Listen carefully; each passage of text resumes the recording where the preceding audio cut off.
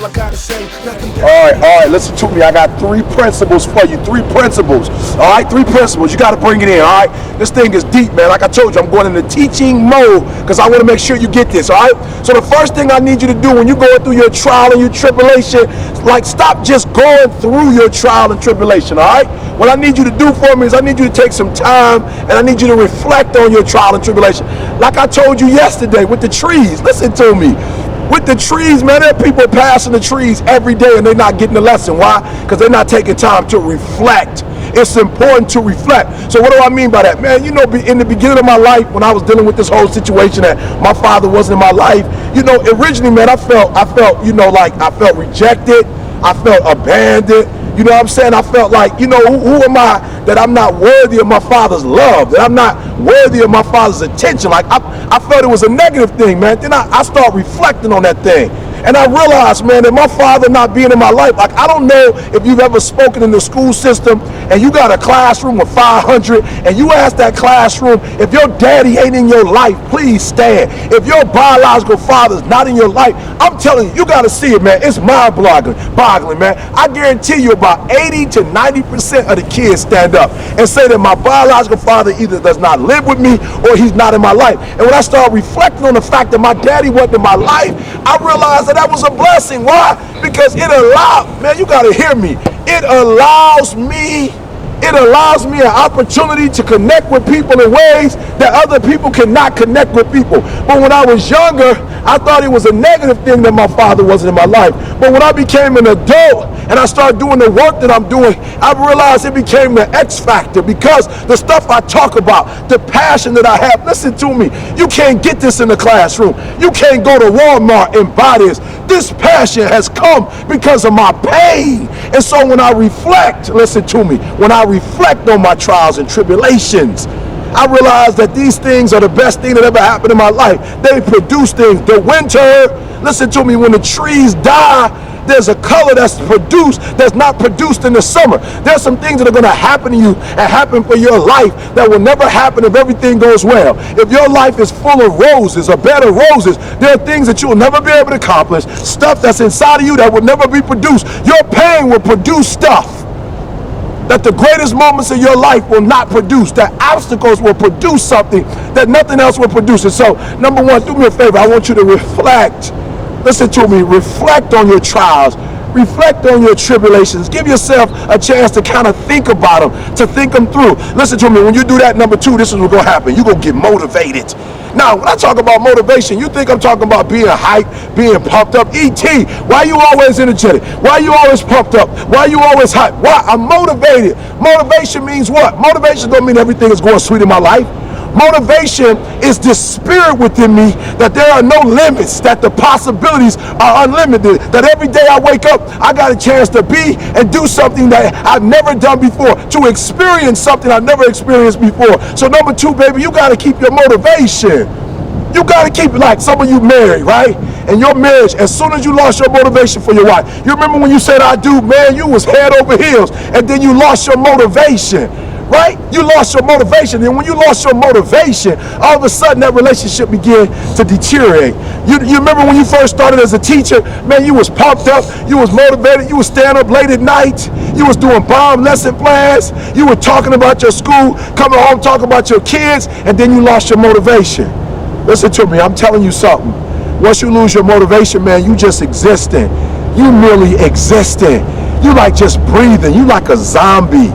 You don't have no real purpose in life. When you lose your motivation, you lose it all. We've seen basketball players and football players who've not produced their greatest, and then they got traded to another team, and all of a sudden they did better than they've ever done before. Why? They got their motivation back. And I'm saying to you today, you ain't got to get it back because you ain't got to lose it. And so I just want to encourage you guys.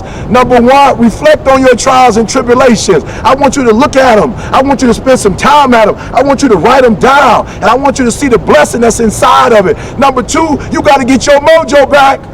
You heard what I said. You got to get your mojo back, baby. If you're not motivated, if you're not pumped up, there's something that's contagious about being motivational. There's something contagious. There's something contagious when you pumped up, you fired up. There are things that you attract. There are things that come to you. There are resources. There are doors that open up that don't open up when you're not motivated. So my final one, listen to me, man. Here go my final one. My final one is, if you've been knocked down, right? If you've been knocked down, if you've gone through trials and tribulations and they knock you on your back, I'm here to tell you that it's not that hard to get back up again. Don't believe the hype. But what you got to do is you got to stop thinking in the negative. You got to stop thinking that you can't get back. And I want you to get up. This is my last story, man. This means a lot to me, man. I'm telling you, man, about 3 or 4 years ago, my son was playing football. I was preaching one night, right? And I got a terrible phone call. My son was about 35, 40 minutes from where I was. And I got a terrible phone call that he got into an accident while playing football and he broke his femur. That's right, his femur. I get to the hospital, man, my boy, my only son. I get to the hospital, man, excruciating pain. He's screaming, he's hollering. He's in the emergency room. They're trying to find a doctor that can do some surgery on my man. They finally find a doctor. He comes in, he schedules the surgery. The next day, they do the surgery. Then after the surgery, they call my man in for physical therapy. They had to teach my boy how to walk again.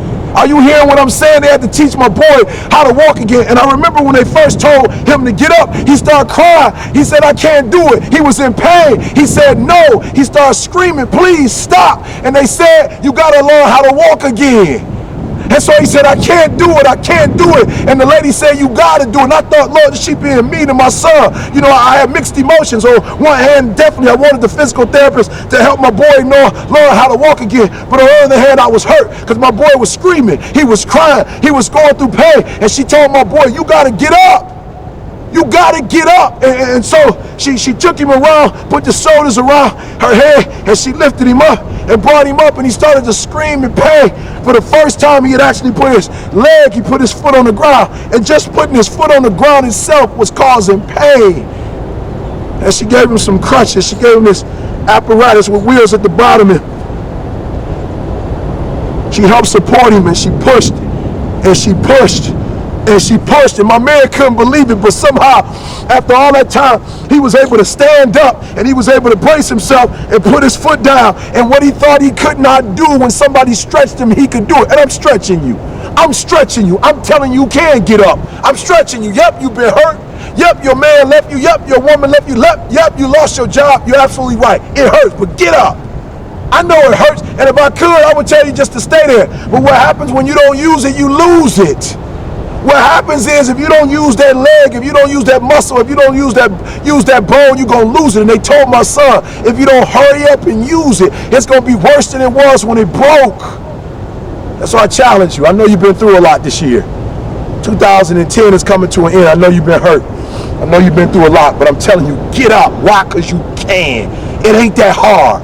So once again, man, listen to me. Once again, reflect, man. Reflect on your trials and tribulations and see the beauty inside. Number 2, get your mojo back. Get your motivation back. Because when you ain't motivated in life, when you're not pumped up, when you're not hyped, when you're not putting forth 120% effort, you sabotage yourself. Sabotage yourself. And finally, man, you can get up. As a matter of fact, not only can you gotta get up. You gotta get up. You can do it. You can lose that weight. You can walk again. You can produce that album. You can do it. You can write that book. You can do it. You can go back to school. You can do it. You can get your marriage back. You can get your relationship with your child back. You can get your integrity back. You failed. You messed up. But you can get your integrity back. Now get up. Get out. And get some. Once again, it's your boy E.T., man, with a special edition of Thank God It's Tuesday. Remember, you ain't no victim. You are a victor.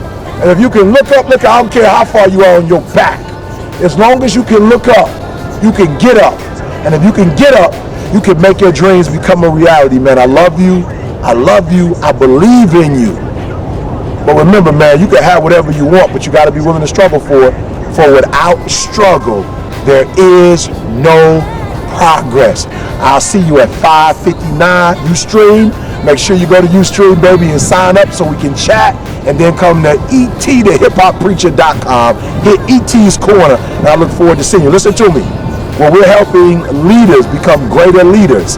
And we're helping champions, man, to make their dreams become a reality. I'm out. It's your boy, ET. Thank God it's Tuesday.